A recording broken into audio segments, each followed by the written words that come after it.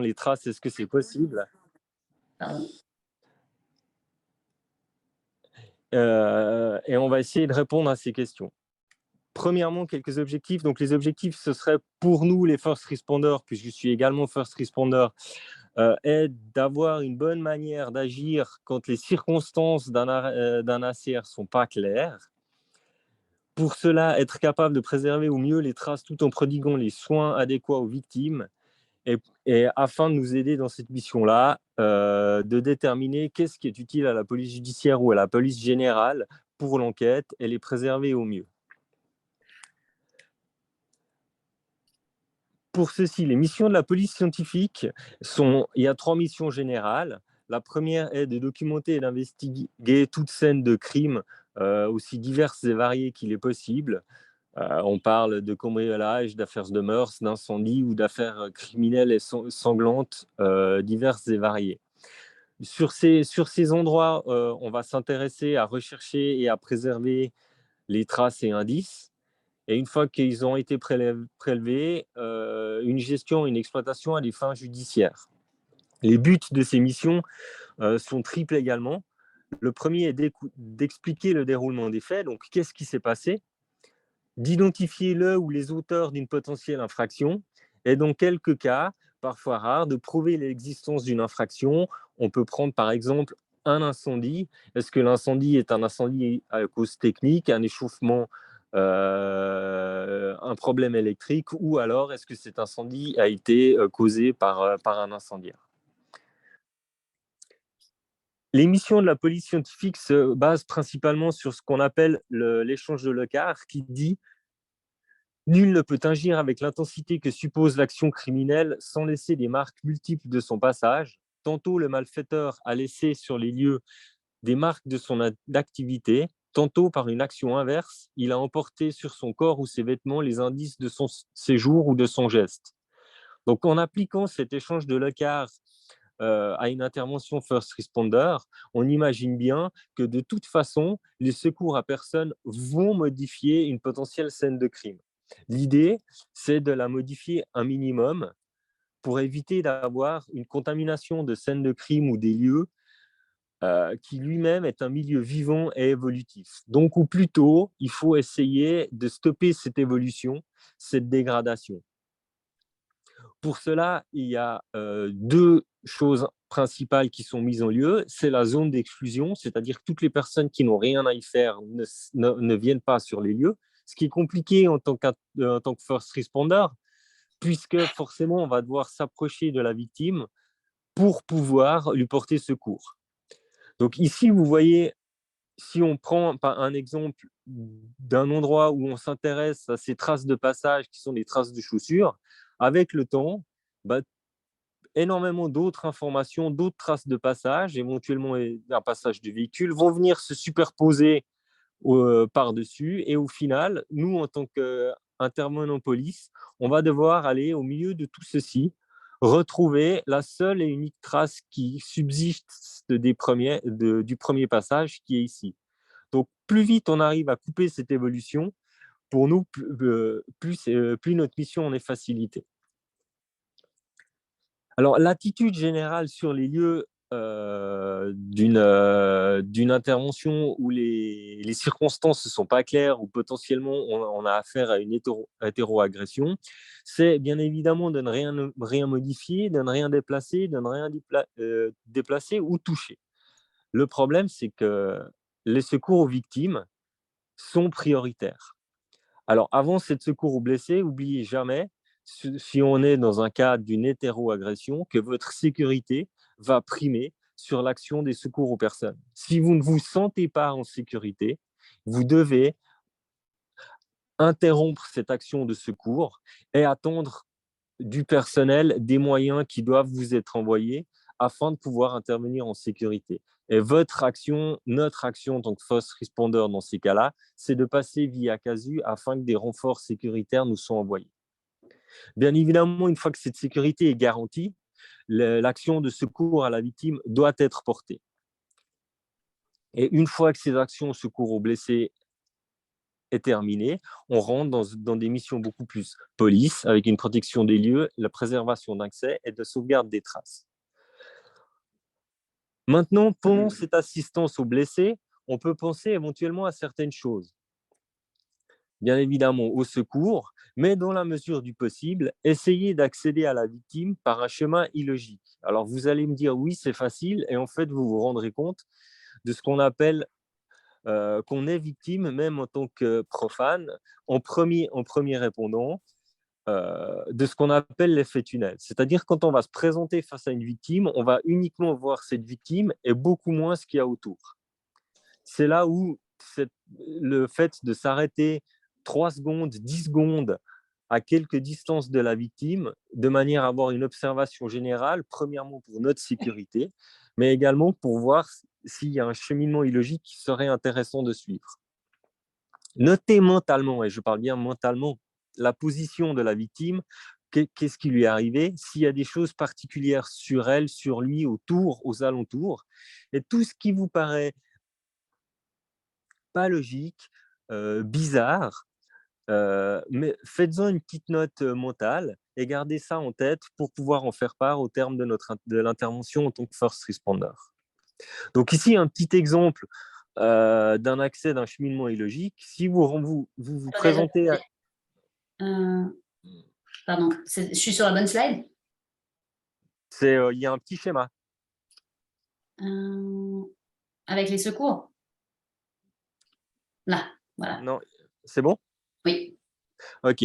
Donc, pour ce cheminement illogique, si vous imaginez qu'en tant que first responder, vous arrivez dans une pièce où la porte est signalée ici sur la gauche et que votre victime se trouve devant vous, toujours sur votre gauche, mais que là, au milieu, vous avez du sang et des traces qui sont au sol, l'idée, ce serait de faire le tour de ce qu'on appelle, nous, en police scientifique, de longer les murs, c'est-à-dire de faire le tour complet pour pouvoir accéder à la victime par ce côté-ci. Essayez d'y penser. Si vous n'y pensez pas, ce n'est pas catastrophique, mais c'est toujours mieux si on peut le faire. Si on prend un exemple que la victime tient quelque chose en main, sécurisez-le, mettez-le de côté sur un meuble, sous un meuble. Ça peut être un outil, ça peut être un couteau, ça peut être différentes choses. Écartez-le simplement, mettez-le sur un meuble ou sous un meuble pour éviter de l'avoir au milieu de votre intervention. Et s'il est transporté à l'hôpital, n'oubliez pas, forcément, la police, si on a une hétéroagression, la police sera prévenue et les mesures seront prises à la sauvegarde des traces une fois qu'ils sont là. Si d'une manière ou d'une autre, les habits doivent être découpés, surtout ne les mettez pas à la poubelle. Essayez d'inciter les gens à les mettre de côté. C'est des choses qui, nous, au niveau police scientifique, nous intéressent énormément et qui nous sont extrêmement utiles. Une fois que l'assistance aux blessés est terminée, restez à disposition. C'est vraiment un cas où, si la police vient, il ne faut pas partir uniquement une fois que vous êtes libéré par les ambulanciers sur site, mais vraiment rester, attendez au moins la première patrouille de police de manière à quitter les lieux avec son accord, pour que si nécessaire, on puisse à minima prendre vos coordonnées pour vous recontacter dans un deuxième temps si on ne vous demande pas de rester quelque temps. Attendez-vous à des questions extrêmement précises sur ce que vous avez fait, ce que vous avez observé. N'ayez pas peur, ne voyez pas ça comme une critique de ce que vous avez fait. C'est simplement que pour nous, c'est extrêmement important de savoir qu'est-ce qui a été fait, qu'est-ce qui a été manipulé, qu'est-ce qui a été déplacé. Ce n'est pas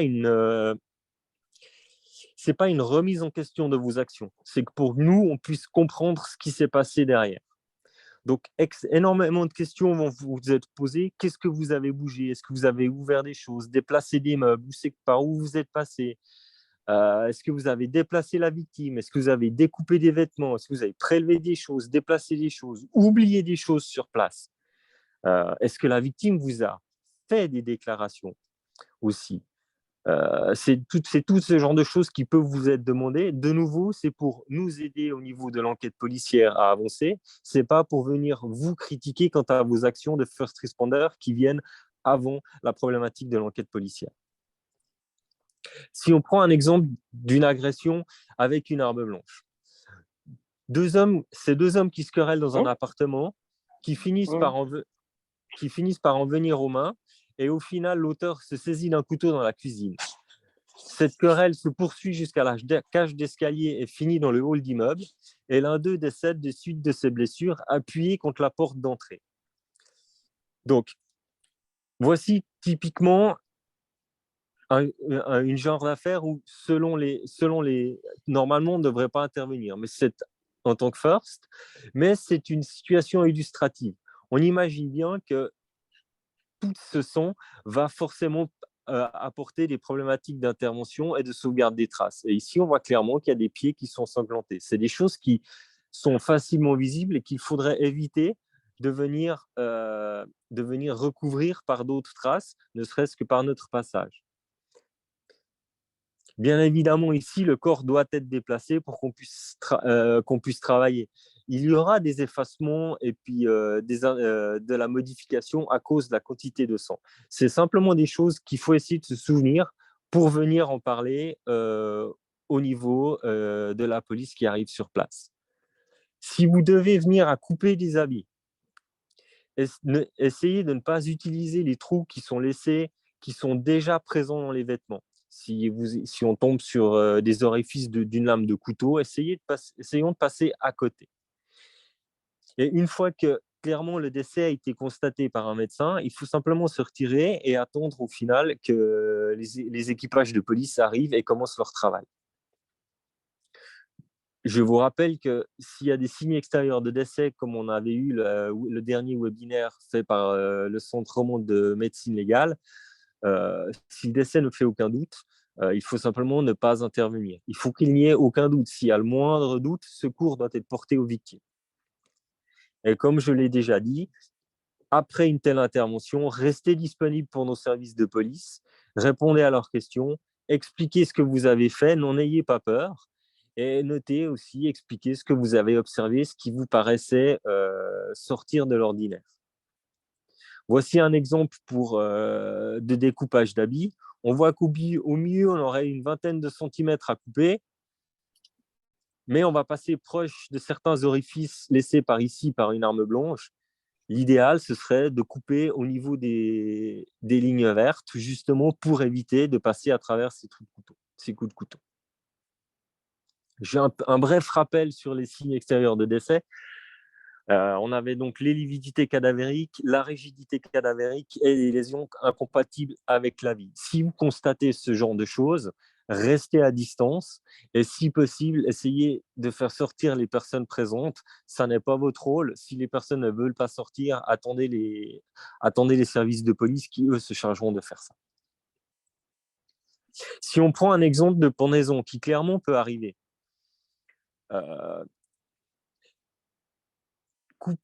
dépendez la personne en coupant au-dessus du nœud, une quinzaine de centimètres, et ne défaites pas le nœud autour du cou, mais essayez de couper le lien à l'opposé du nœud par rapport au cou. Voilà, j'arrive gentiment au terme de tout ce que je voulais vous dire.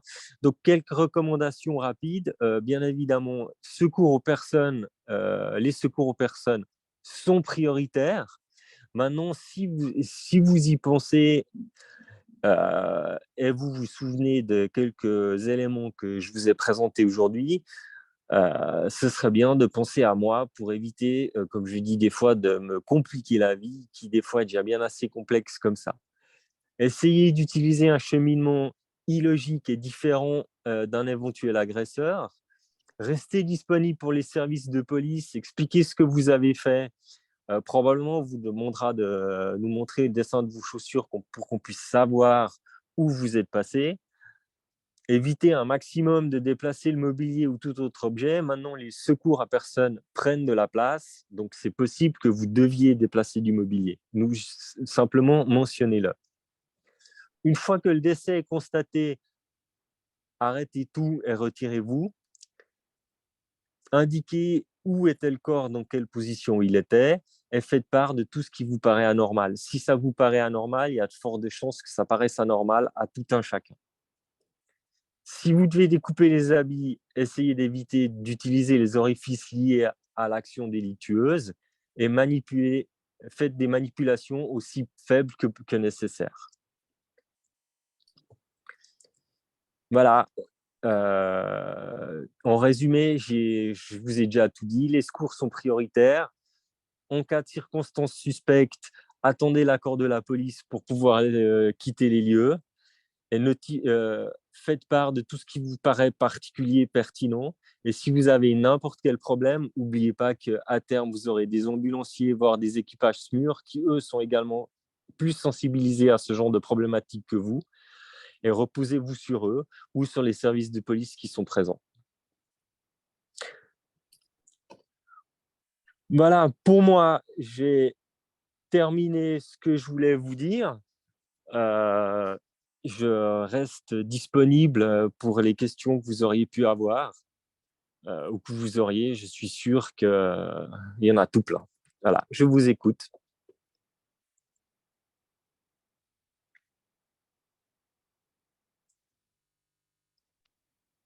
Et bonjour, Bonjour. j'ai une petite question.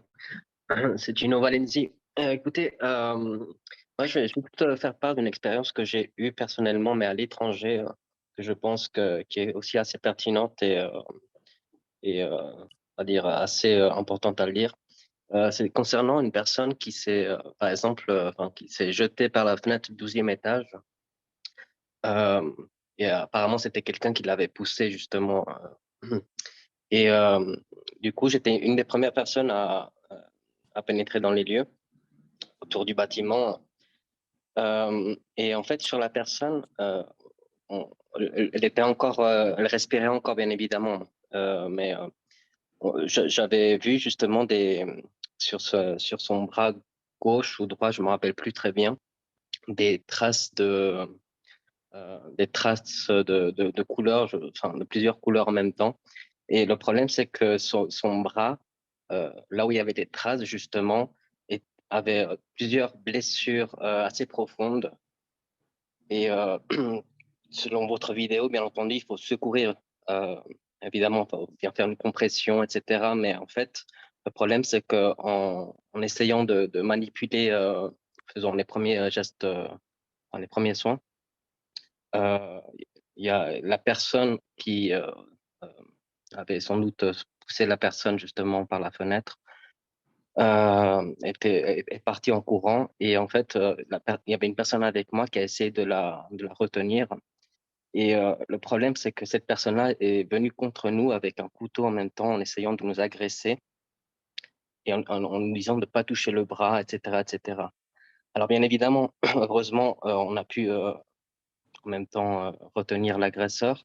Mais ce à quoi je voulais venir, c'est que justement en essayant de manipuler justement ce bras avec toutes sortes d'éléments qui pouvaient justement justifier l'agression de cette personne-là, la police qui est intervenue sur les lieux nous a clairement dit qu'il fallait pas justement toucher les éléments qui étaient sur le bras, mais encore une fois, je pense que, comme vous l'avez très clairement dit, si je n'avais pas fait cette pression qui était importante pour cesser le saignement, je pense que la personne aurait décédé. Et heureusement, elle n'est pas décédée après cela. Donc, c'était un peu incohérent, mais en même temps, je me dis, est-ce que la police a mal réagi face à cette situation-là, ou c'est moi qui ai mal réagi justement par rapport au premier son que j'ai effectué? Bon, premièrement, c'est difficile de se positionner sur une affaire qui est arrivée à l'étranger. Maintenant, comme je vous l'ai dit, les secours à personne priment sur les problématiques d'enquête judiciaire. Moi, ce qui m'interpelle surtout sur ce que vous me dites, c'est que vous venez à être menacé à l'aide d'une arme blanche. Et là, clairement, votre intervention, elle n'est pas sécuritaire. Donc, moi, c'est que tant que vous n'êtes pas en sécurité, pour moi, votre sécurité, elle prime. Donc, tant qu'il y a cette menace qui est présente, pour moi, malheureusement, les secours aux personnes vont forcément prendre du délai, même si je comprends votre réaction. Il faut vraiment être extrêmement prudent. La sécurité, euh, du sauveteur prime sur l'action de secours, parce qu'un sauveteur blessé, de un, ne sert à plus grand-chose, mais de deux, nécessite plus de secours. Donc, il faut être extrêmement prudent avec ce genre de choses-là. Vraiment, pensez en premier lieu à votre sécurité. C'est extrêmement important. Derrière, les opérations de secours priment sur les problématiques de traces. Maintenant, si au moment où vous portez secours, un policier vient vous dire faites attention, j'ai observé ça, essayez de ne pas modifier ça, faites au mieux. C'est extrêmement compliqué. C'est quelque chose qui nécessite un peu de discussion, d'explication. Je ne sais pas si j'ai pu répondre à votre question dans ce sens-là. Oui, oui, bien évidemment. Je vous remercie. Merci beaucoup. Je vous en prie. Quelqu'un d'autre?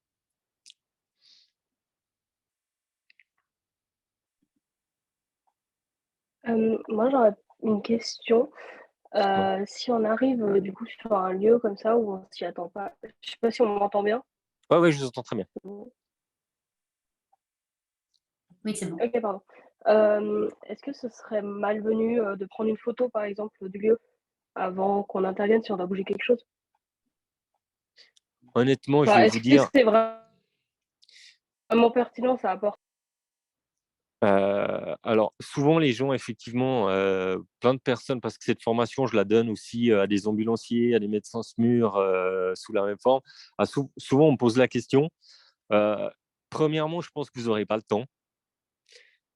Et puis, deuxièmement, je pense que ce n'est pas une bonne idée. Parce que ça va plus vous amener de problèmes qu'autre chose. Qu'est-ce que vous allez en faire de cette photo? À qui vous allez la montrer? Moi, honnêtement, personnellement, j'éviterais. Faites-vous une photo mentale. Je ne sais pas si vous êtes déjà intervenu en tant que first responder. Je ne sais pas si ça vous est déjà arrivé, mais vous rendrez compte, en fait, vous allez vous rappeler d'énormément de détails. À court terme, il y a plein de choses qui vous resteront parce que la situation fera que vous serez tellement dans un tel état de concentration qu'il y a plein de choses dont vous allez vous souvenir. Mais personnellement, j'éviterai les photos. Ok, merci.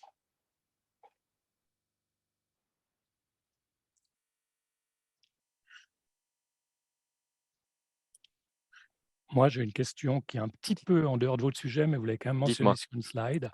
En m'imaginant dans le scénario que je n'ai pas encore vécu, vu que je suis récemment dans l'équipe, vous dites, en gros, s'il est vraiment mort, on arrête tout, parce qu'il y a une certaine logique. Vous dites plus précisément, s'il est taché, ça veut dire qu'il est mort depuis longtemps, je comprends. S'il est rigide, ça veut dire qu'il est mort depuis longtemps. Ou, excusez-moi de la caricature, si la tête est séparée du tronc, ça ne vaut pas vraiment le coup de se fatiguer. Tout ça, je comprends.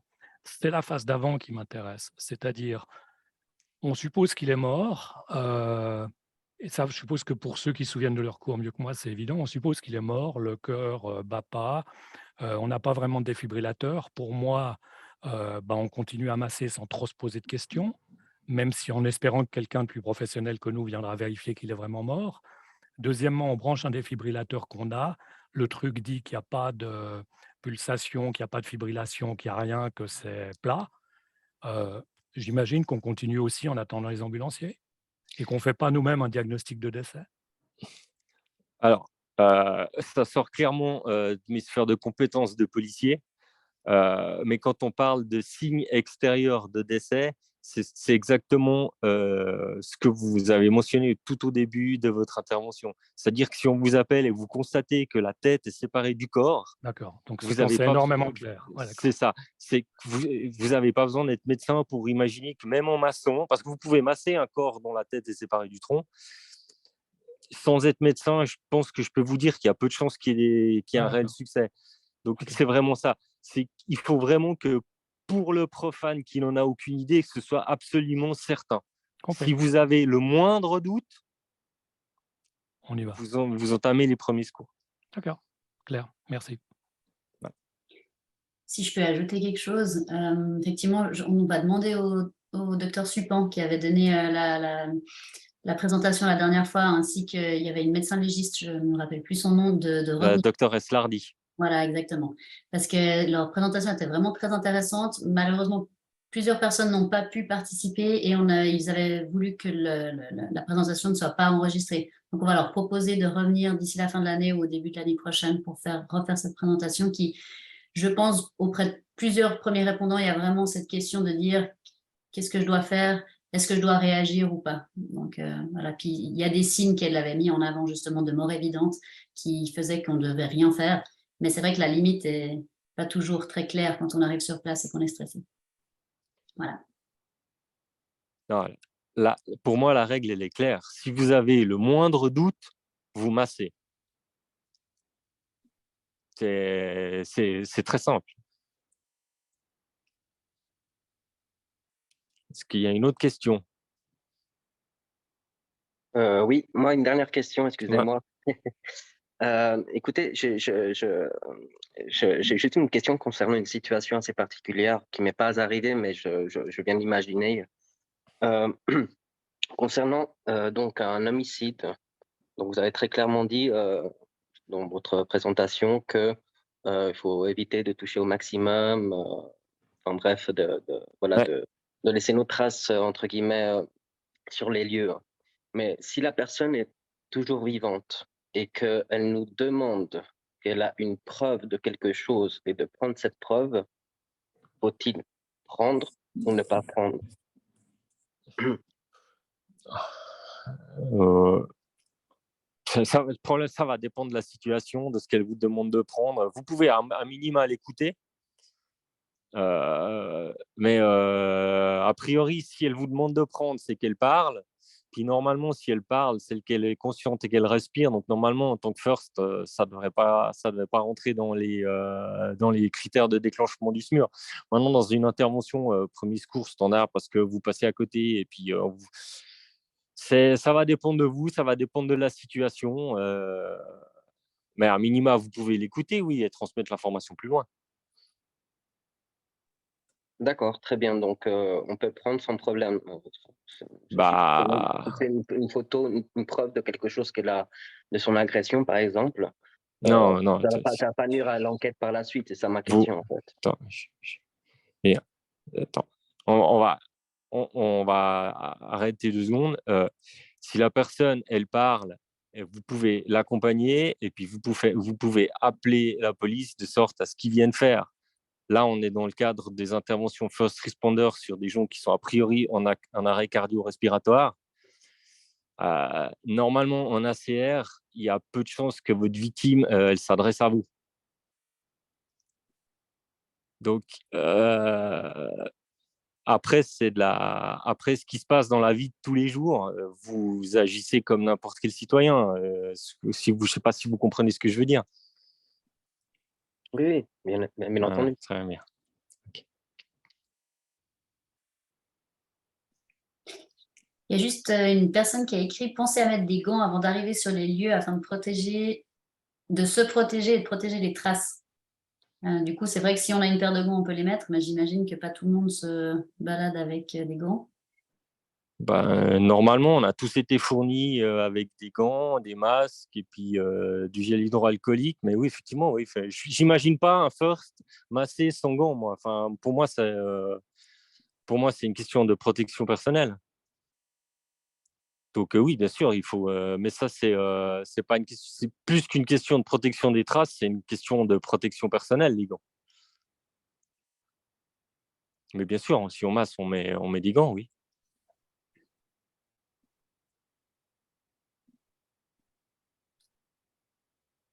Ok.